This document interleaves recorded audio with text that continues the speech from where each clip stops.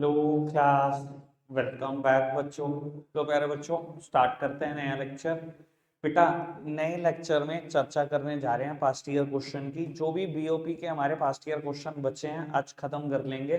कल से बेटा फॉरेक्स के क्वेश्चन शुरू करेंगे। पहले मैंने बीओपी यूनिट का सेकंड कंपोनेंट के पास्ट ईयर क्वेश्चन शुरू करें, यानी कि बीओपी चैप्टर के। ठीक है जी, आओ जी। बेटा, कल हम लास्ट क्वेश्चन ये पढ़ रहे थे, मैंने विद एक्सप्लेनेशन समझाया भी था कि बीओटी ट्रेड डेफिसिट का मतलब बीओटी के डेफिसिट से ही तो है। Trade deficit must exist if a country is facing a situation of current account deficit. अगर करंट अकाउंट डेफिसिट है, इसका मतलब ये नहीं है जबरदस्ती बीओटी में भी डेफिसिट ही होगा। हमने स्टेटमेंट को रिफ्यूट किया था और विद एक्सप्लेनेशन को देख लिया था। आगे बढ़ जाते हैं जी। मेरे को बीओटी और बैलेंस ऑफ करंट अकाउंट में डिफरेंस बताना है। यार बीओटी तो छोटा सा कंपोनेंट है, सिर्फ एक्सपोर्ट और इंपोर्ट ऑफ गुड्स आएगा। और करंट अकाउंट में तीन चीजें आ जाएंगी। करंट अकाउंट में क्या आता है? ट्रेड ऑफ विजिबल आइटम यानी कि export and import of goods, trade off invisible item, export import of services, और यूनिलेटरल ट्रांसफर। तो फर्क तो है बेटा दोनों में, काफी अच्छा खासा फर्क है। नैरो स्कोप है, इसका वाइडर स्कोप है। इसमें कोई भी इनविजिबल आइटम यूनिलेटरल ट्रांसफर नहीं आती, इसमें आती है। ये सब डिफरेंस हो सकते हैं। ठीक है जी, लो एक बार फटाफट से पढ़ना जल्दी से।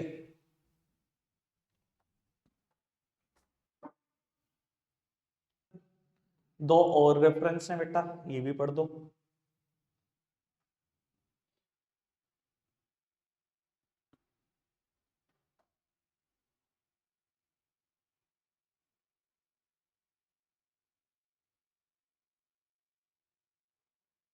आखिरी वाला डिफरेंस काफी काम का है, समझ में आ गया? कोई दिक्कत तो नहीं बेटा? कहता है deficit in current account can not be met from surplus of BOT. क्योंकि डेफिसिट इन करंट अकाउंट कब अराइज होगा? बाद में अराइज होगा। चाहे सरप्लस आ भी चुका हो तो उससे मीट आउट नहीं हो सकता। कहने का मतलब क्या? लो मैं एक बात कर ही देता हूं आपसे। बेटा, एक्सपोर्ट ऑफ गुड्स ज्यादा है, मान लो 800 करोड़ है। इंपोर्ट ऑफ गुड्स कितने हैं? 600 करोड़ है। सर्विसेज की बात करो तो 1000 करोड़ के इंपोर्ट है और 300 करोड़ के एक्सपोर्ट है। और 150 करोड़ के समझ लो यूनिलेटरल पेमेंट है, और यूनिलेटरल रिसीट्स जो है वो 250 करोड़ के हैं। इस साइड का टोटल कितना हुआ? इसका हुआ 1750, इसका कितना हुआ जी? इसका हुआ 1350। डेफिसिट आया कि नहीं आया? करंट अकाउंट में डेफिसिट आ गया। क्या करंट अकाउंट का डेफिसिट बीओटी के सरप्लस से मीट आउट किया जा सकता है? नहीं। करंट अकाउंट का डेफिसिट खुद इन सब चीजों को कंसीडर करने के बाद आया है। बाद आया तो पहले वाले सरप्लस से कैसे मीट आउट हो जाएगा? वो तो सरप्लस पहले ही कंसीडर हो चुका है। ठीक है ना जी? कोई दिक्कत कोई परेशानी तो नहीं इस बात में? आगे बढ़ जाते हैं बेटा। Sixth question, broad category of transaction recorded in a capital account. Notes का क्वेश्चन है, यानी कि कंपोनेंट ऑफ कैपिटल अकाउंट।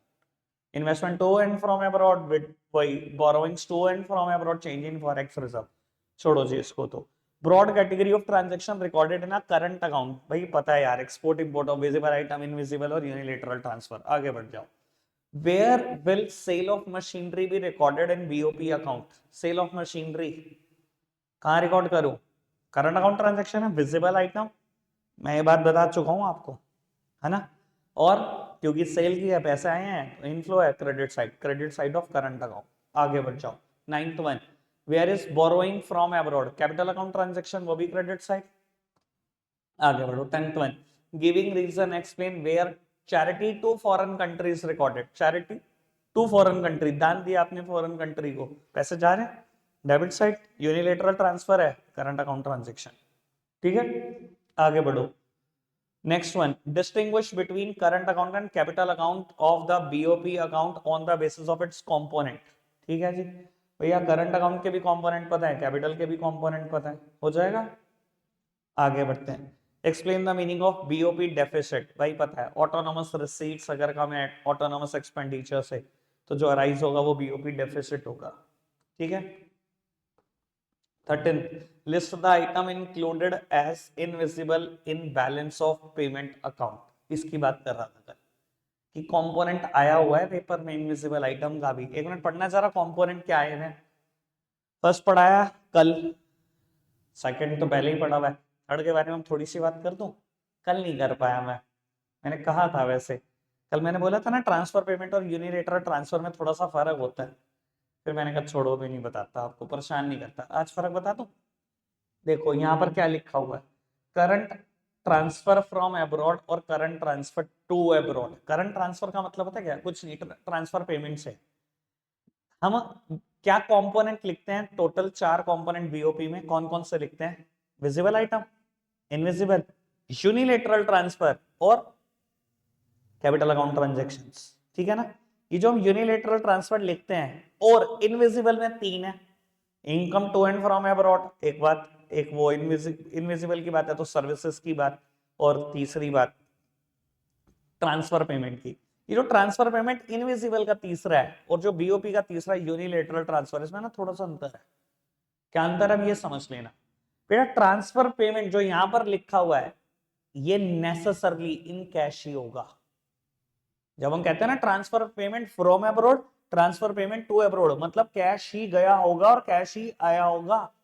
लेकिन जब हम बात करते हैं ना यूनिलेटरल ट्रांसफर की, तो जरूरी नहीं है कैश की बात कर रहे हो, ऐसा भी हो सकता है कोई गुड्स और सर्विस गया और गुड्स और सर्विस ही आया। जैसे कि अभी मेरे पास लेटेस्ट एग्जांपल है, 2 दिन पहले ये काम था, जो बाइडेन की वाइफ को मोदी जी ने हीरा गिफ्ट किया, ठीक है जी, हीरा गिफ्ट किया अभी मोदी जी ने, 2-3 दिन पहले की बात है, बिल्कुल कैश गया। क्या ये यूनिलेटरल ट्रांसफर में गया तो है ही मेरे देश से, डेबिट साइड रिकॉर्ड होगा, आउटफ्लो भी है। क्लियर है जी बात, कोई दिक्कत कोई परेशानी तो नहीं। अब थोड़ा सा ना समय लगता है, कल मैं ये बात बताता ना तो खोपड़ी उड़ जाती, ठीक है जी, आज बता सकता हूँ, मुझे पता है अब थोड़ा सा लेवल ऑफ अंडरस्टैंडिंग बढ़ चुका है। आगे बढ़ जाते हैं जी। What does a BOP account shows? Name the two part of BOP account। यार ठीक है जी, डेफिनेशन लिखनी है, करंट अकाउंट और कैपिटल अकाउंट लिखे जाएंगे, कोई बहुत बड़ा मुद्दा नहीं है।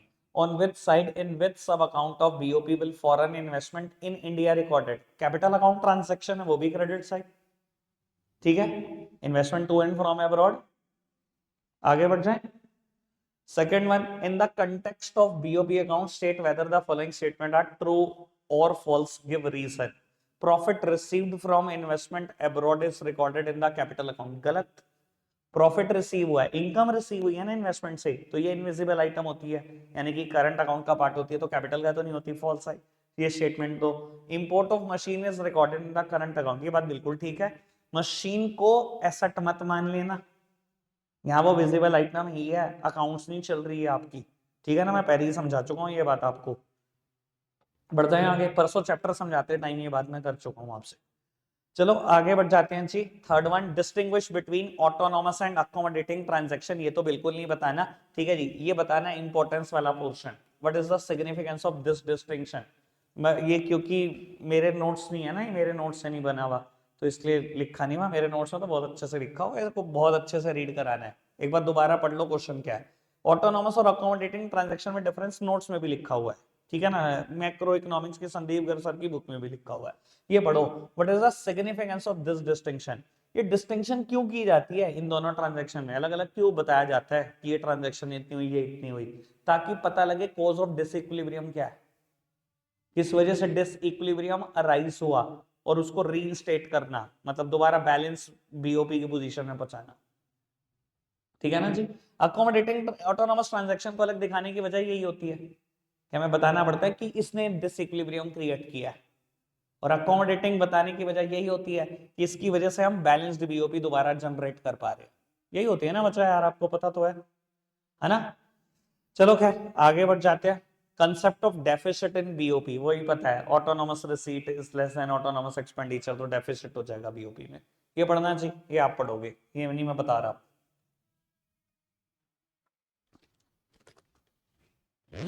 डन, पढ़ लिया आपने, कोई प्रॉब्लम, बढ़ जाए आगे। चलो जी। What is the BOP account where are borrowings from abroad recorded in it? Why? 3-4 बार हो चुका, सेम क्वेश्चन, छोड़ दो इसको। बीओपी क्या है, meaning of trade balance and current account balance, ठीक है जी। बीओटी के बैलेंस होने का मतलब क्या है, export of visible item is equals to import of visible item, है ना। बैलेंस होने का तो मतलब ट्रेड का मतलब तो बीओटी से ही होता है ना हमेशा, और करंट अकाउंट के बैलेंस होने का मतलब क्या है, विजिबल आइटम, इनविजिबल आइटम और यूनिलेटरल ट्रांसफर, जितने डेबिट साइड लिखे हैं उतने क्रेडिट साइड लिखे हुए हैं, यानी कि गुड्स भी आ जाएंगे, सर्विसेज भी आ जाएंगे और यूनिलेटरल ट्रांसफर भी आ जाएंगे। ठीक है, ओके, आगे बढ़ जाओ। Give reason and state whether the following statement are true और false. Current account of BOP account record only export and import of goods and services, false है स्टेटमेंट, यूनिलेटरल ट्रांसफर नहीं लिखे इन्होंने। Foreign investment are recorded in the capital account of BOP, ये बात बिल्कुल true है जी। ठीक है जी, आगे बढ़ जाओ, नेक्स्ट क्वेश्चन की तरफ बढ़ते हैं, 9th क्वेश्चन की तरफ। Give reason and state whether the following statement are true और फॉल्स। कहते हैं excess of foreign exchange receipt over foreign exchange payment on account of accommodating transaction equal deficit. एक मिनट इसको रुक जाना, ठीक है जी। इसमें क्वेश्चन, इसमें ना थोड़ा सा भी गुंजाइश है पढ़ने की मेरे को ना, ये ना इन्होंने फॉल्स लिखा है, मेरे हिसाब से ट्रू है। ठीक है, तो अभी इसको रुक जाओ, जब मैं इसको थोड़ा सा रिसर्च कर लूं फिर बताता हूँ कि क्या करना है अभी इसका। अभी इसको छोड़ रखा है आपने, बाकी सब हो जाएगा। Export and import of machinery are recorded in a capital account of BOP, false. Machinery import करना सिर्फ विजिबल आइटम है, करंट अकाउंट, कोई ऐसा टू सेट नहीं मानना है यहाँ पर। ठीक है, लो ये दोनों आप पढ़ो, मुझे आंसर भी बता देना। दोनों फॉल्स है ना, बस ये बता दो।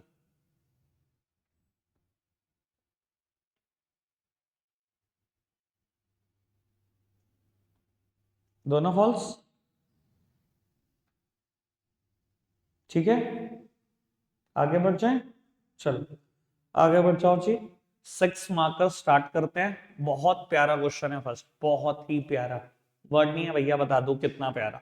ठीक है जी, 3 डिफरेंस कम से कम हमें, अच्छा 2 डिफरेंस तो लिखने पड़ेंगे, ये क्वेश्चन 6 मार्क में आया हुआ है, पर 2 डिफरेंस है। पढ़ो जी। Differentiate between the concept of demand for domestic goods and services, और ये है domestic demand for goods and services. एक बार दोबारा ठंडे दिमाग से क्वेश्चन पढ़ लो।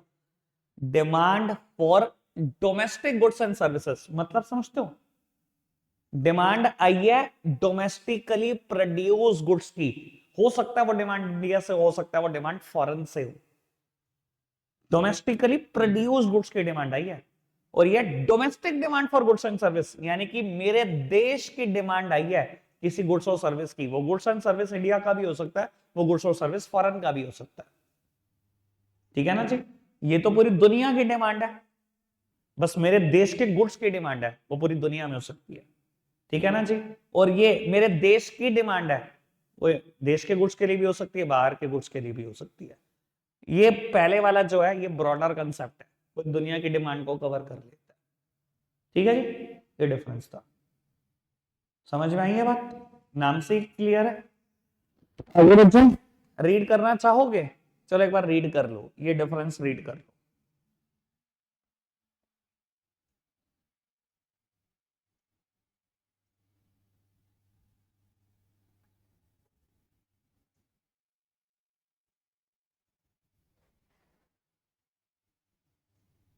ठीक है पुत्र, बढ़ जाएंगे आगे।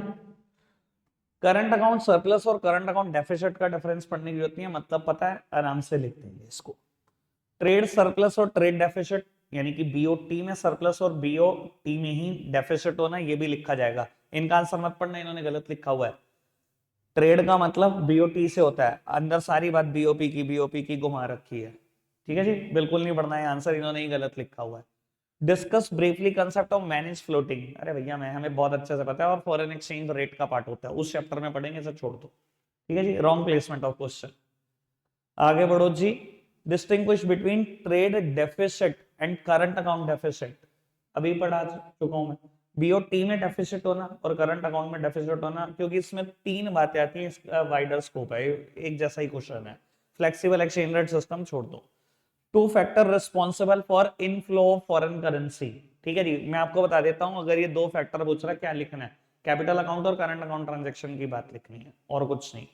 State on which side of capital account current account will the following transaction be recorded by interest on loan received from Nepal, पैसे मिले, क्रेडिट साइड, इनकम है, current account, current account invisible का ही तो पार्ट होती है income to and from abroad, कल भी बताया, आज भी बता चुका हूं। Import of mobile from from China, पैसे जा रहे हैं, डेबिट साइड विजिबल आइटम है, खत्म। ठीक है, current account transaction on the debit side. आगे बढ़ो, ऑटोनॉमस और अकोमोडेटिंग का डिफरेंस लिखा जाएगा। ठीक है जी, डीवैल्यूएशन ऑफ और डेप्रिसिएशन ऑफ करेंसी में डिफरेंस वहीं की बात है, लेकिन आपको पता मैंने की हुई है। जहां भी गवर्नमेंट का इतना सा भी रोल आ जाएगा वह डीवैल्यूएशन लगेगा। डेप्रिसिएशन वर्ड कहां लगता है? फ्लेक्सिबल एक्सचेंज रेट सिस्टम में। ठीक है पुत्र, आगे बढ़ जाए, नेक्स्ट क्वेश्चन की तरफ बढ़ते हैं। एक सेकंड का पूछ करना। चलो जी, नेक्स्ट क्वेश्चन स्टार्ट करते हैं। कहता है define trade surplus how it is different from current account surplus. अभी डेफिसिट की बात आई थी, अब सरप्लस की बात आएगी, लिखा तो जाएगा। आगे बढ़ो, Indian rupee plunged to all time low of 74.48 against the US dollar. ठीक है जी, अभी क्वेश्चन 2019 का है, मैं सोच रहा हूँ हालात तो कितने वर्स्ट हो चुके हैं 2025 में। अब लो बना चुका है 85.09 का इंडियन रुपी, डॉलर 85 क्रॉस कर गया। हालात देखो कहां जा रहे हैं। Indian rupee plunged to all time low of 74.48 against the US dollar in the light of above report discuss the impact of situation of Indian imports. बेटा, अगर रुपी गिरे चला जा रहा है, मेरी करेंसी का डीवैल्यूएशन या डेप्रिसिएशन हुआ चला जा रहा है, इसका इंपैक्ट क्या होता है? एक्सपोर्ट विल राइज और इंपोर्ट विल फॉल। सिंपल सी बात, मान लो पहले $1 70 का था, आज $1 74.5 का हो चुका है, रफली $74.5 का हो चुका है। ऐसी सिचुएशन में होता क्या है? इंपोर्ट तो हमेशा गिरेंगे, मुझसे इंपोर्ट पे इंपैक्ट पूछ रहा है, हमेशा गिर जाएंगे। क्यों? पहले भैया अगर $1 लाख का सामान लेना होता था, अब 70 लाख रुपए देते थे, $1 लाख मिलते थे और सामान इंपोर्ट करके ले आते थे। अब अगर $1 लाख का सामान चाहिए तो 4.5 लाख रुपए फालतू चाहिए। डिस्करेज होएगा कि नहीं होगा इंपोर्ट? कुछ तो डिस्करेज हो गए। क्लियर? ठीक है, ये वैसे पिछले चैप्टर का ही क्वेश्चन है, करेंगे इसकी बात जब पिछला चैप्टर करेंगे। फिलहाल आ रहे हैं तो भैया मैं समझाया जा रहा हूं। What is meant by current account deficit and current account surplus? State their significance. भैया करंट अकाउंट डेफिसिट का मतलब पता है? उन तीनों ट्रांजैक्शन की वजह से अगर डेबिट साइड बड़ी आ जाए तो डेफिसिट, तीनों ट्रांजैक्शन की वजह से क्रेडिट साइड बड़ी आ जाए तो सरप्लस। रही बात इनके सिग्निफिकेंस की, ये मैं पढ़वा देता हूं कि इन्होंने क्या लिखा है, ये पढ़ना चाहिए। Current account deficit signifies that nation is borrower from rest of the world. समझ में तो वैसे आई गई होगी बात। बेटा, अगर तीन ट्रांजैक्शन की वजह से 3,000 करोड़ के हैं डेबिट साइड और 2,500 के हैं क्रेडिट साइड, तो डेफिसिट है 500 करोड़ का। 500 करोड़ से ये साइड ज्यादा, कैसे मीट आउट करेंगे इसको? कुछ और ना मिला तो बोरोइंग कर लेगी सरकार, यही करेगी ना। तो यही तो बोल रहा है, अगर करंट अकाउंट में डेफिसिट आता है, it signifies that nation is the borrower from rest of the world. Nation borrower बना रहेगा, रेस्ट ऑफ द वर्ल्ड से बोरो ही करता रहेगा पैसे। और अगर CAS है, करंट अकाउंट में सरप्लस है, it signifies that nation is lender to the rest of the world. कोई दिक्कत? समझ में आई बात? आगे बढ़ जाते हैं जी। Explain the impact of rise in exchange rate और नेशनल इनकम। कमाल का क्वेश्चन है, मैंने इस क्वेश्चन पे बढ़िया लिखा था। ठीक है जी, rise in the exchange rate का मतलब पता है? डीवैल्यूएशन और डेप्रिसिएशन ऑफ इंडियन करेंसी, सीधा सा मतलब। बेटा, $1 पहले 80 का था, अब 85 का हो गया, यही तो rise in the foreign exchange reserve है, सॉरी फॉरेन एक्सचेंज रेट है, मैं रिजर्व बोल रहा हूँ गलती से। यही तो मतलब है rise in the foreign exchange rate का।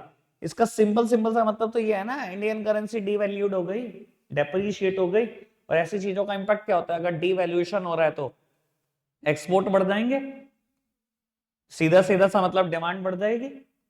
अगर एक्सपोर्ट बढ़ जाएंगे, डिमांड बढ़ जाएगी, प्रोडक्शन बढ़ाना पड़ेगा, इनकम भी बढ़ेगी, नेशनल इनकम भी बढ़ेगी। बस यही कुछ इंपैक्ट ना, सब कुछ बढ़ ही रहा है और तो कुछ हो ही नहीं रहा।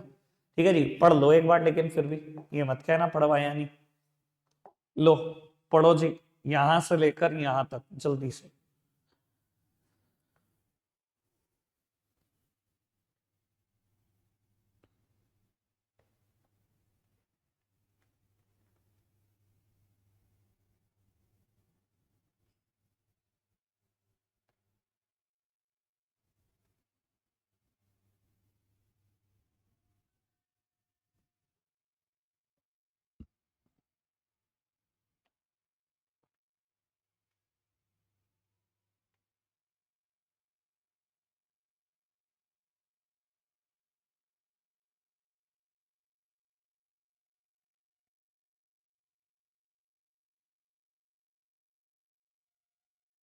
बढ़ जाए आगे, बढ़ जाए आगे, चलो आगे बढ़ाते हैं जी। करंट अकाउंट कैपिटल अकाउंट का डिफरेंस, ऑटोनॉमस अकोमोडेटिंग सब हो जाएगा, कुछ नहीं है सर इसमें। लो जी, ये भी पढ़ लो क्वेश्चन। इन विच सब account and on which side of BOP account will foreign investment in India be recorded. 2-3 बार आ चुका क्वेश्चन, छोड़ दो। इफेक्ट ऑफ, ये है क्वेश्चन काम का, बहुत काम का क्वेश्चन बेटा। What will be the effect of foreign investment in India on exchange rate. बाबू एक बात बताओ आप मेरे को, वैसे मैं इसको नेक्स्ट स्लाइड में सॉल्व करूंगा, लेकिन पढ़ देते हैं। अगर फॉरेन इन्वेस्टमेंट इंडिया में आ रही है, हम कहां रिकॉर्ड करते हैं? क्रेडिट साइड, पैसा आ रहा है, इनफ्लो है ऑफ कैपिटल अकाउंट। भाई investment to and from abroad, borrowing to and from abroad और change in foreign exchange reserve, तीन ही तो बातें हैं। अगर इन्वेस्टमेंट आ रही है मेरे देश के अंदर, credit side of capital account कहता है, ये बड़ो काम की बात। इफेक्ट क्या है फॉरेन इन्वेस्टमेंट इंडिया में आने का ऑन एक्सचेंज रेट? एक्सप्लेन। इन्होंने ना विद डायग्राम एक्सप्लेन किया हुआ है, और मैं चाहूंगा अगर कभी भी एक्सचेंज रेट के ऊपर इंपैक्ट पूछे तो आप डायग्राम उठा ही लेना बस। अब एक बात बताओ, जब मेरे देश में कोई फॉरेन इन्वेस्टमेंट आएगी, भाई आएगी तो डॉलर में, मैं बेच दूंगा, सप्लाई क्रिएट हो जाएगी, सप्लाई इंक्रीज हो रही है, बस अब ज्यादा तो बात करनी ही नहीं है।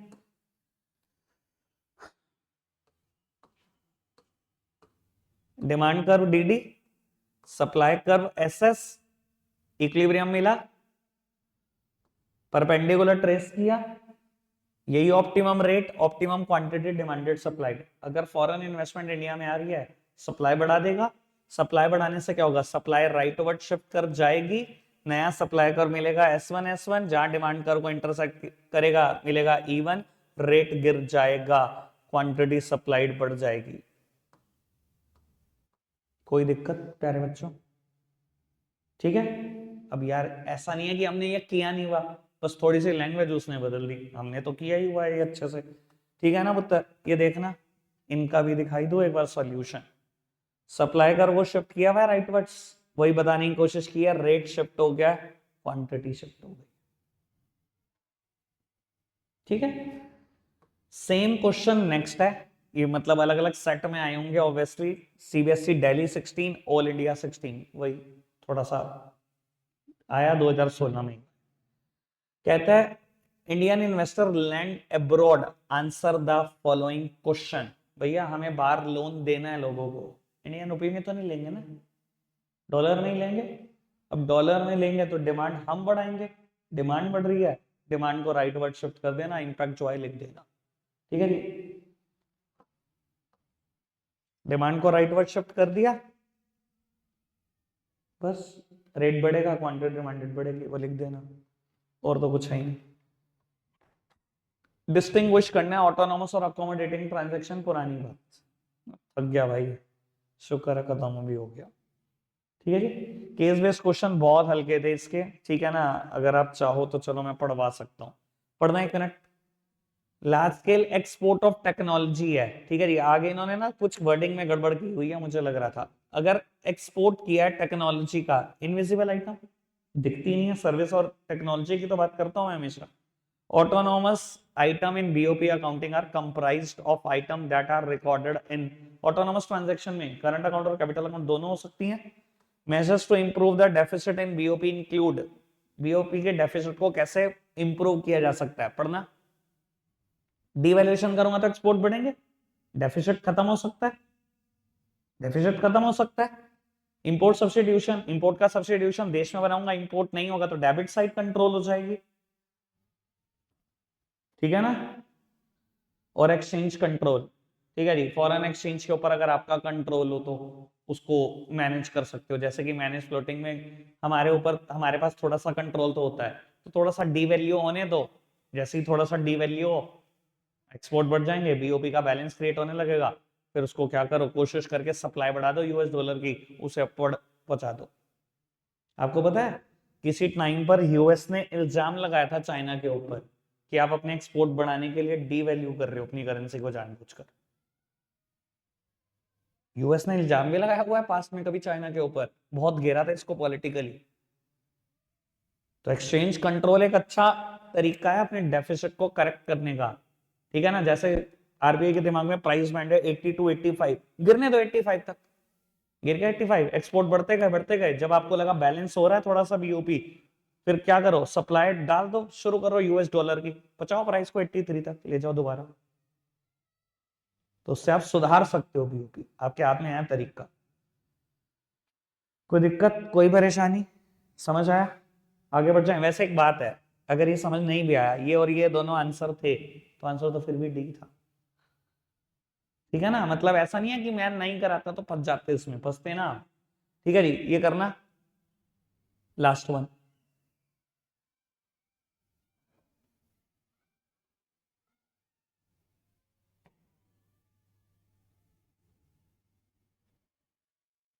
ठीक है पुत्र। चलो केस 2, बस यही दो क्वेश्चन है इसके, ये तो बहुत ही हल्का question. Investment from abroad are the part of, क्या है, बहुत दिन हो गए ये करते करते, ये पढ़ो क्या ना, surplus in BOT account be sufficient to cover a deficit in BOP, explain with valid reason. बढ़िया क्वेश्चन बेटा।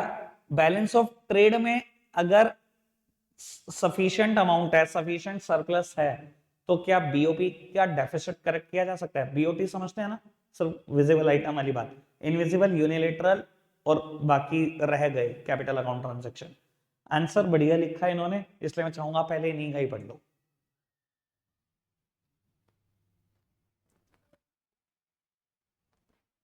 जनरली ऐसा ही होता है, एक्सपोर्ट और इंपोर्ट की वजह से अगर आपको सरप्लस, गुड्स के एक्सपोर्ट और इंपोर्ट की वजह से अगर आपको सरप्लस हो भी चुका है ना, लेकिन कैपिटल अकाउंट ट्रांजैक्शन इतना ज्यादा डेफिसिट क्रिएट कर देती है, सच मायने में सिर्फ कैपिटल अकाउंट, कि वो पूरा हो नहीं पाता। आपको पता है ना, कैपिटल अकाउंट ट्रांजैक्शन भारी भरकम होंगी, कई हजारों करोड़ की होंगी, ठीक है ना जी। कोई दिक्कत, कोई परेशानी, खत्म। तो एक पोर्शन हम खत्म कर चुके हैं बीओपी, 2 दिन लगाकर। अभी फॉरेन एक्सचेंज रेट वाला रहता है, कोई दिक्कत नहीं, करना नहीं, एक एक क्वेश्चन ही है। रखते हैं आज के लिए इतना ही है प्यारे बच्चों, बाय बाय। आओ, मेरे को पता है